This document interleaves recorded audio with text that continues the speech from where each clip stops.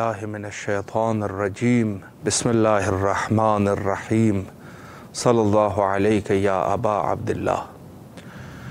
امام حسین علیہ السلام 4 انٹرنیشنل ٹی وی کربلا معلیٰ سے اس وقت آپ پروگرام معرفت منتظر عجل اللہ تعالی فرجہ الشریف ملاحظہ فرما رہے ہیں۔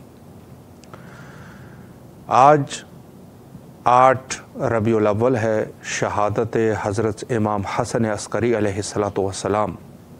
لہٰذا اس عظیم مناسبت کے موقع پر وقت کے امام حضرت بقیت اللہ الاعظم امام زمانہ عجل اللہ تعالی فرجہ الشریف کی خدمت میں اور عموم مؤمنین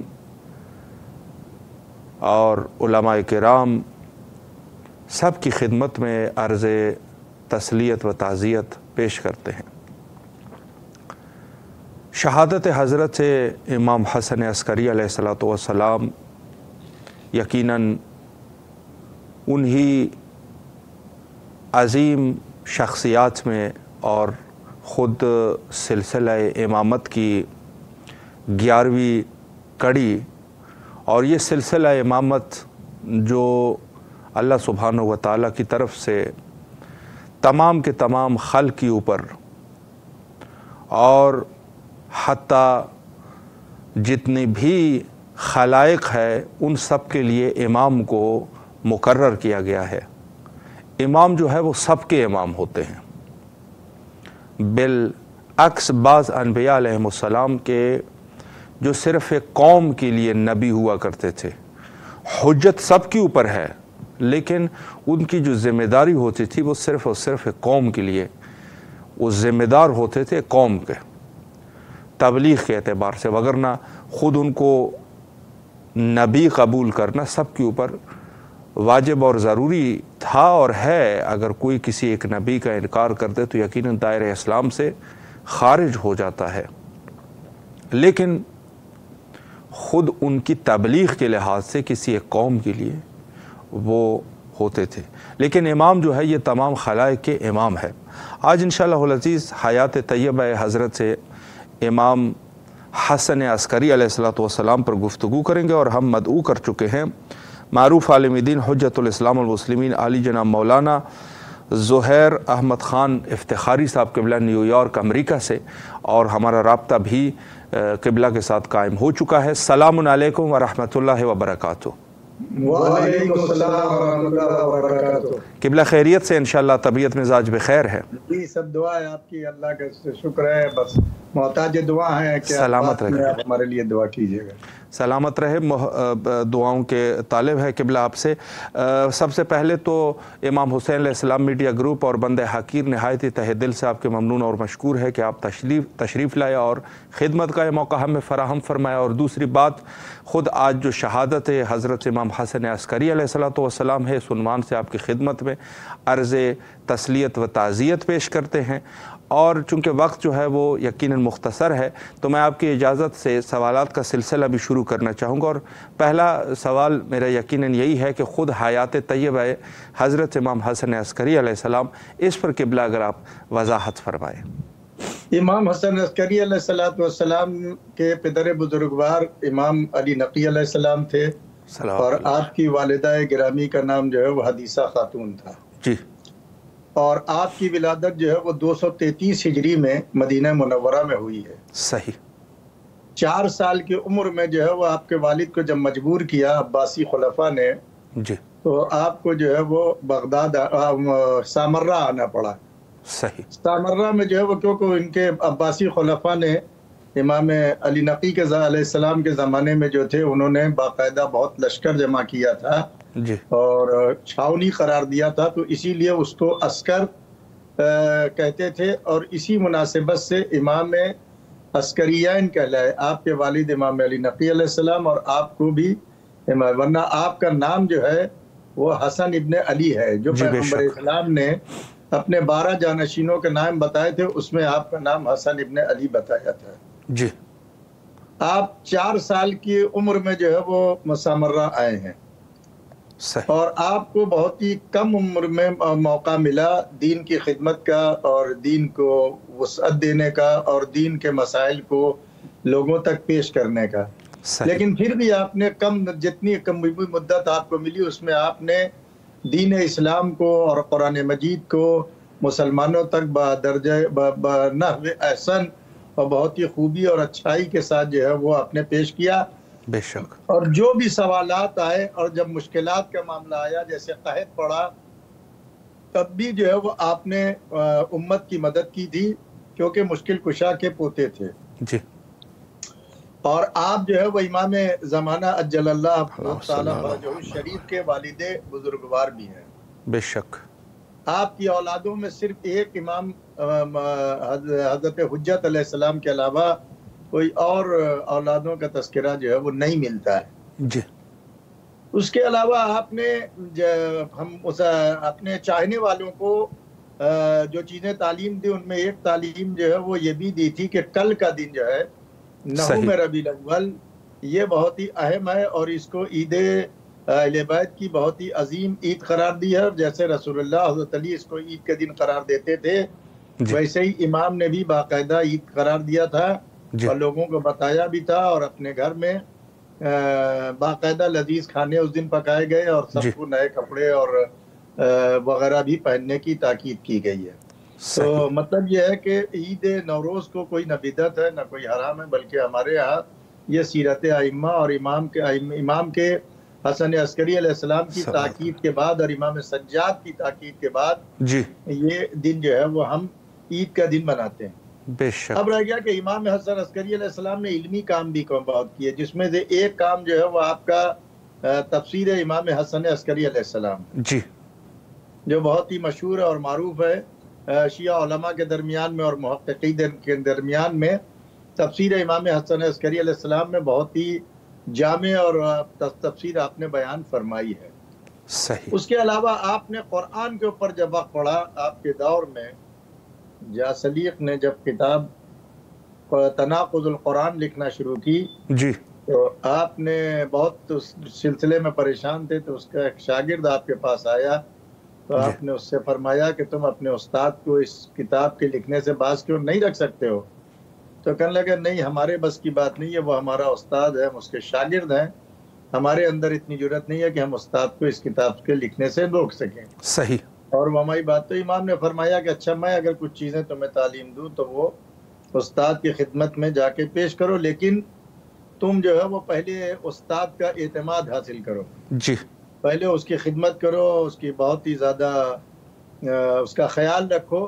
جب وہ تمہارے اوپر اعتبار کرنے لگے اور تمہارے اوپر اعتماد اور بھروسہ کر لے تب مجھ سے تم کہنا کہ استاد جو یہ کتاب آپ لکھ رہے ہیں اگر صاحب کتاب جو ہے وہ اپنے معنی و مفہوم کے ساتھ لے کر کتاب کو پیش کرے کہ بھائی میں نے اس مراد آیت سے مراد یہ نہیں مراد یہ لی ہے لغت کے اعتبار سے اور وہ یہ مفہوم ہم نے نہیں لیا ہے جو تم نے مفہوم لیا ہے. صحیح. یا جو مطلب تم نے لیا وہ مطلب میں نے نہیں لیا میرا مطلب تو یہ ہے جی. اور لغت کے اعتبار سے ثابت بھی ہوگا تو اس میں آپ کی کتاب کی کوئی اہمیت نہیں رہ جاتی ہے.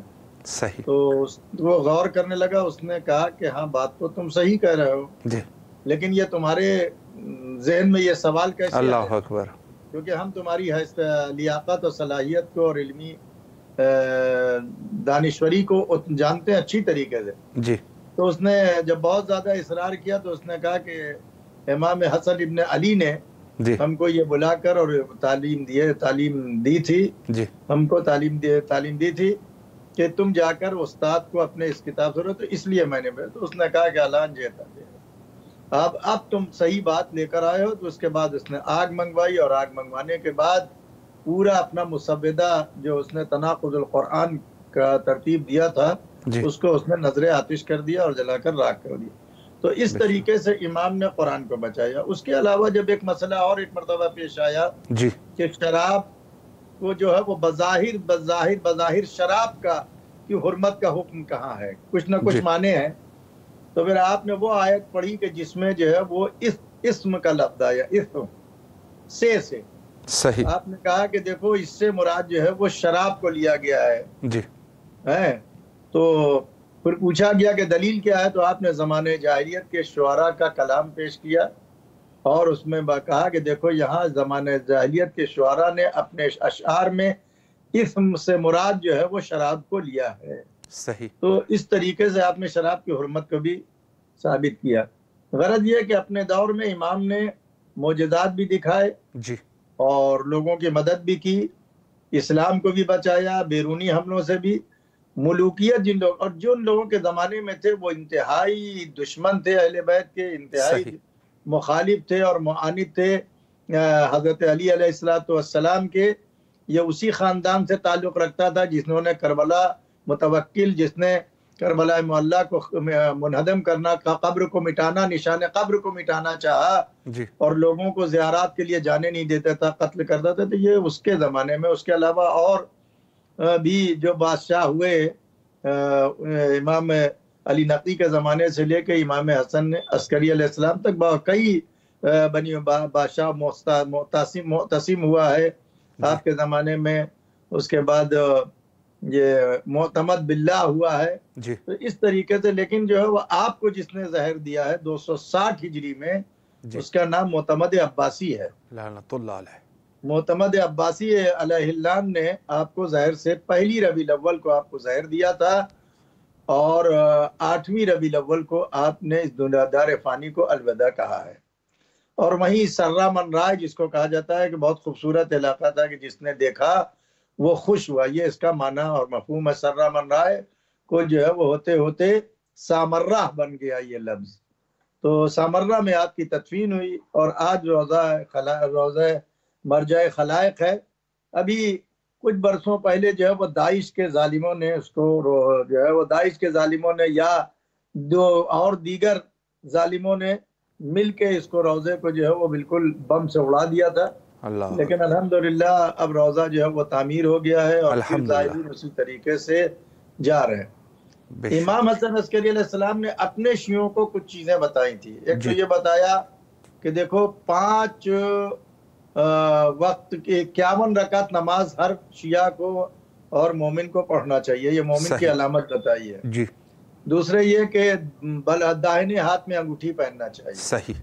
تیسرے آپ نے یہ فرمایا کہ خاک کربلا پر سجدہ کرنا چاہیے. صحیح. اس کے بعد فرمایا کہ زیارت اربعین کو ہر مومن کو زیارت اربعین روزانہ پڑھنا چاہیے. سبحان اللہ. اور اذان اور اقامت کے جملوں کو 2 مرتبہ کہنا چاہیے، دو تکراری کا. اذان کے علاوہ بقیہ جملوں کو جو ہے وہ 4 مرتبہ میں 2 مرتبہ کہنا. اقامت میں سب جملوں کو 2 مرتبہ کہنے کے لیے بھی آپ نے فرمایا ہے. صحیح. بہرحال اور بسم اللہ کو بلند آواز سے کہنے کے لیے تاکید کی ہے. جی. جی. جبکہ زمخشری جو ہے وہ کہتا تھا کہ بسم اللہ نماز میں نہیں پڑھنا چاہیے. کشاف کا جو مصنف ہے جی. اس نے بغض اور عناد کی وجہ سے یہ کہا کہ بسم اللہ کو نماز میں بلند آواز سے بسم اللہ نماز میں اس لیے نہیں پڑھنا چاہیے جی. کہ شیعہ رافضی پڑھتے ہیں لہذا نہ پڑھنا چاہیے. جی. تو اس حد تک تو دشمنی ہے. کیوں؟ اس لیے کہ حضرت علی علیہ السلام نے جو یہ فرما دیا کہ وَأَنَا النُّقْطَةُ تَحْتَ الْبَاءِ، سبحان اللہ. واہ. اس وجہ سے ان کے دل میں یہ دشمنی بیٹھ گئی کہ قرآن کا افتتاحی جو ہے وہ علی کے نام سے ہو رہا ہے. جی.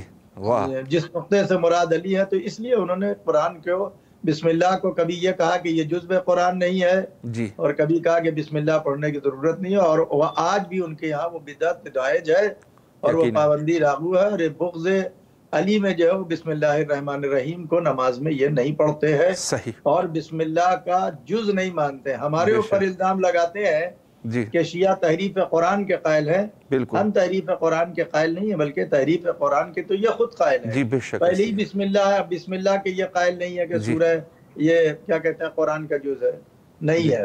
بالکل. ہمارے اوپر الزام لگاتے ہیں کہ 40 پارے کا قرآن ہے، لیکن ہمارا 40 پارے کا قرآن آج تک تو کسی نے نہیں دیکھا کہ کسی میوزیم میں 40 پاروں کا قرآن ہے. بالکل. بھائی جب حضرت علی کا قرآن آپ نے لیا ہی نہیں تو آپ کو کیسے معلوم ہو گیا کہ حضرت علی نے 30 کا جمع کیا تھا 40 جمع؟ جی. بالکل. بالکل. بجا فرما رہے. بالکل. اگر کوئی دلیل ہو جو ہم یہ ضرور جانتے ہیں کہ مسلمانوں کا یہ مقدر رہا ہے کہ قرآن تو علی سے نہیں لیا.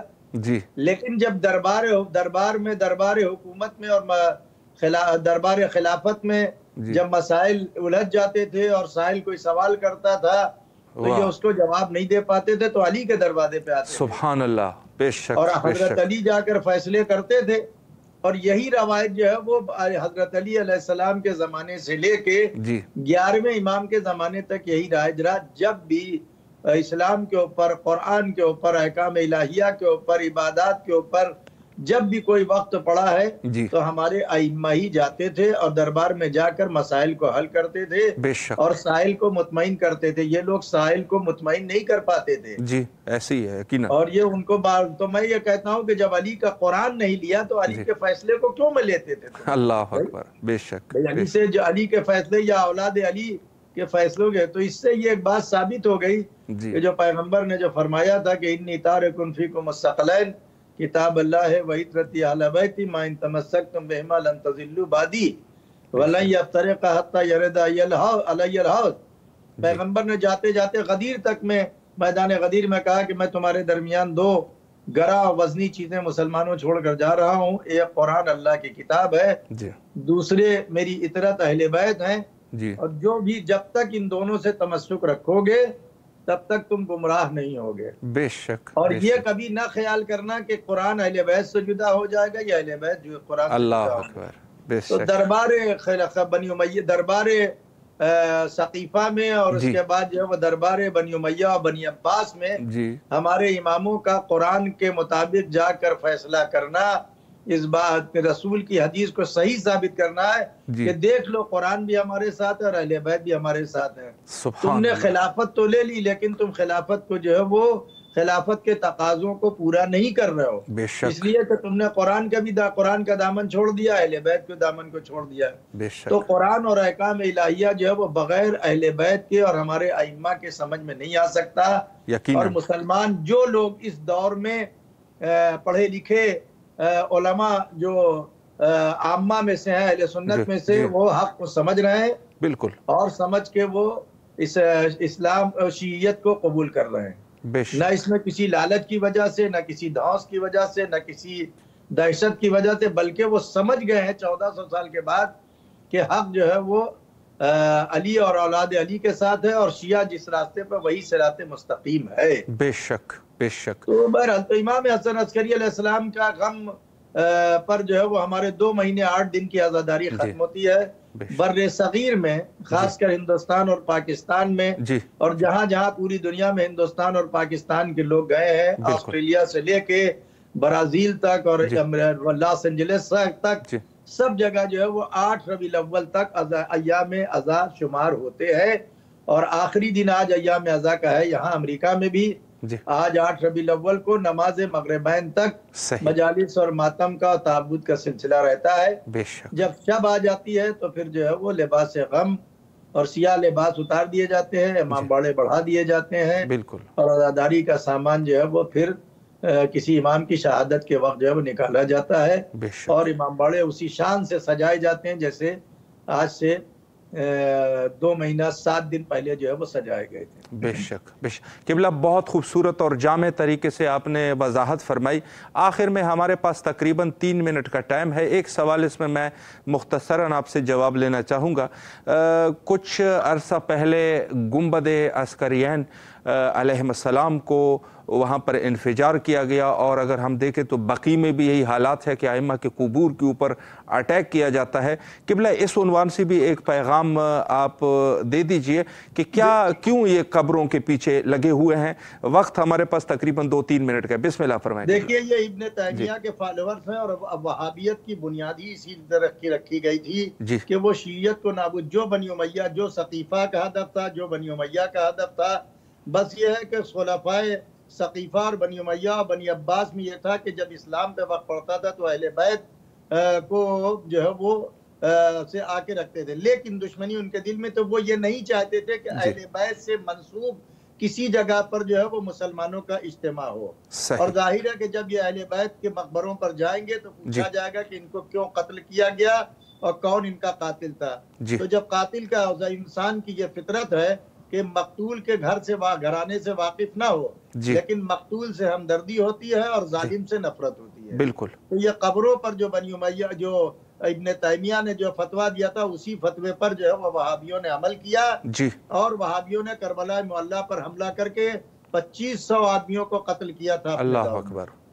اور نجف کے اوپر بھی حملہ کرنا چاہتے تھے، لیکن نجف کے گرد چاروں طرف خندق کھود دی گئی تھی تو نجف پہ حملہ نہیں کر پائے۔ لیکن کربلا میں اس کے روضہ تعمیر ہوا تو اس کے بعد چھت بھی گرائی جا چکی ہے زائرین۔ اللہ اکبر۔